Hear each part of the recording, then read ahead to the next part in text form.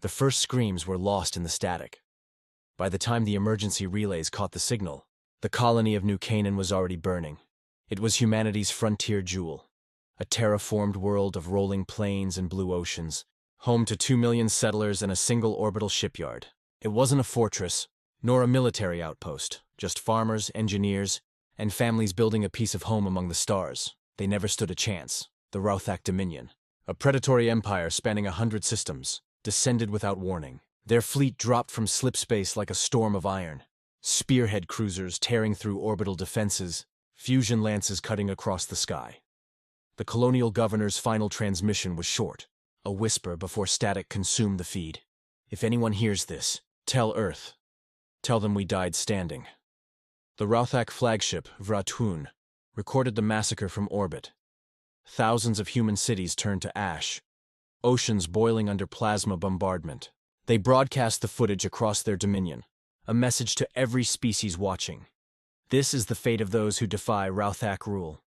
And as human refugees fled toward the outer systems, the Rauthak chieftains laughed, the mockery of the conquerors, to the Rauthak. Humanity was little more than an upstart species, soft-bodied bipeds from a backwater world. Their diplomats spoke of peace, of trade, and coexistence. To the warlords of the stars, that was weakness incarnate. In the aftermath of New Canaan, the Rauthak held their war council in the burning remains of the colony. The air still shimmered from radiation, and ash drifted like snow. They begged for mercy, one commander sneered. They offered us their cities, their data, their technology. They have spirit perhaps, but no teeth, no true will to fight. The overlord of the Rauthak, Vroth Khan, stood over the charred husk of a human settlement. He crushed a scorched child's toy beneath his armored boot. Let them beg, he growled.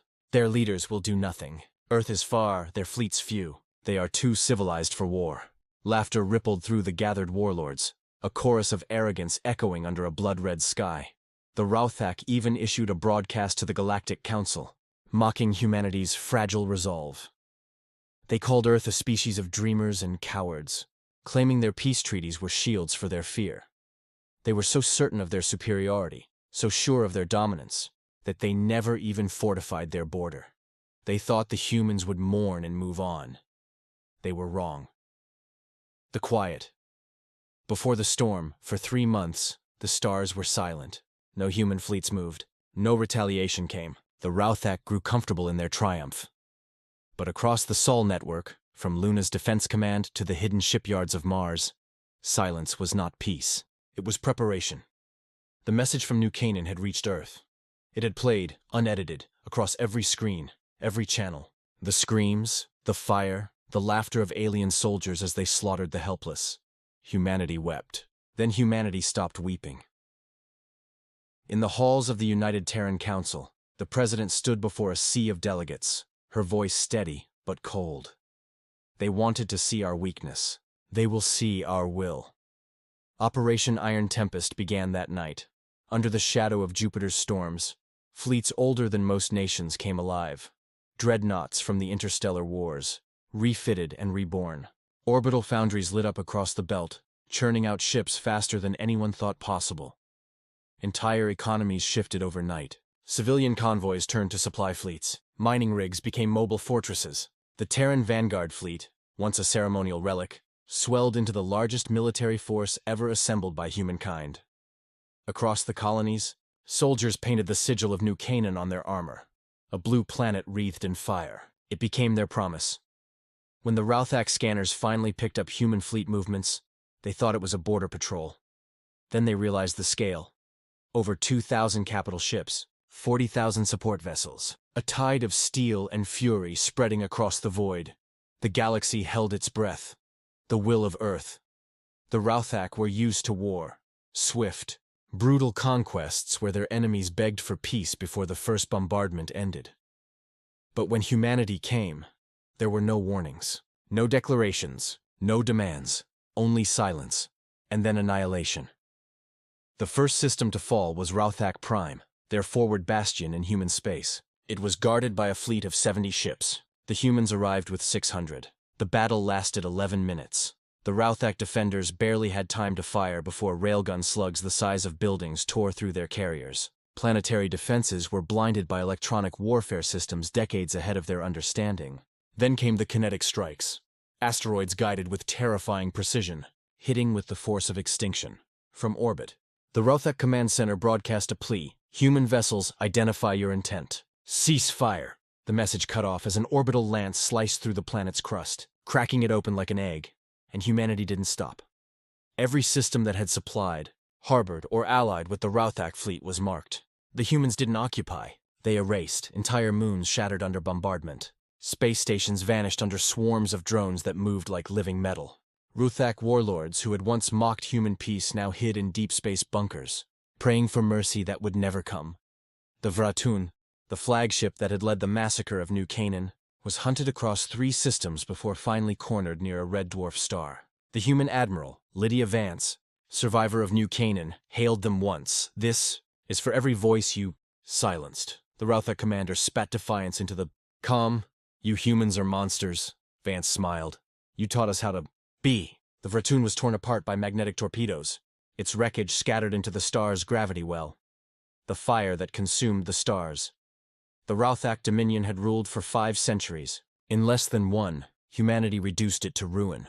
Their fleets shattered. Their supply lines burned. Their leaders fled into exile or faced trials, broadcast to every corner of the galaxy.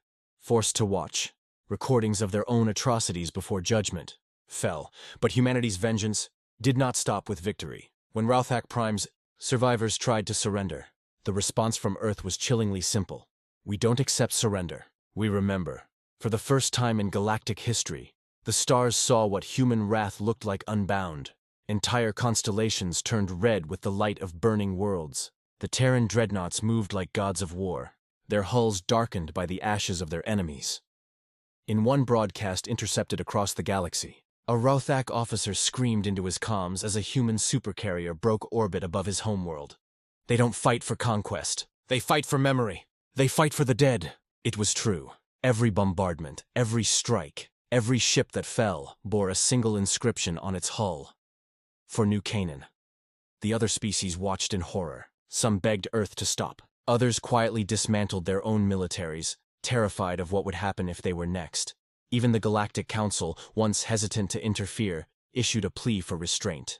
The message was ignored. Humanity was not negotiating. Humanity was cleansing. The day the fire ceased, it took 3 years. By the end, the Rothak Dominion no longer existed. Their homeworlds were barren, their fleets silent wrecks drifting through empty space. Their once proud banners lay beneath the boots of Terran soldiers. When the last Rothak ship tried to flee beyond known space, the humans did not pursue. They simply broadcast a final message, one heard in every language on every channel: "We did not seek this war, but we will finish every war forced upon us. We are not weak. We are not merciful. We are human."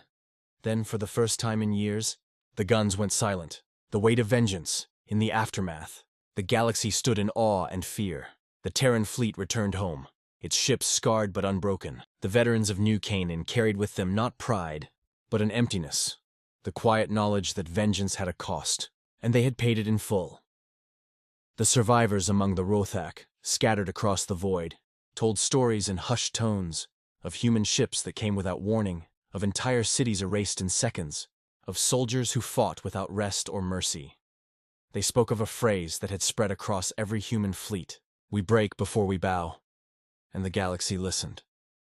When the next minor species dared to threaten a human trade route, they were met not with words, but with silence, the kind that precedes a storm. They withdrew their threat within hours, because by then, everyone knew. Humanity's strength was not in their weapons, nor their fleets. It was in something deeper, something unquantifiable. The Rothak had mistaken kindness for weakness, compassion for fear. But when those things were torn away, what remained was something unbreakable. The whisper across the stars' years passed. The scars of the war faded, but its shadow never did.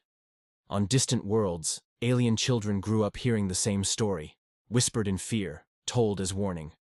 Do not anger Earth. Do not test their resolve. For when humans rise in wrath, the stars themselves tremble. In the ruins of New Canaan, now a memorial world, a single monument stood tall among the reborn cities. Carved into black stone were the words that defined an age. They thought humanity weak, but saw Unbreakable will. And beneath it, in smaller script, the words of Governor Asha Ren, the last voice from New Canaan's final transmission. If anyone hears this, tell them we died standing.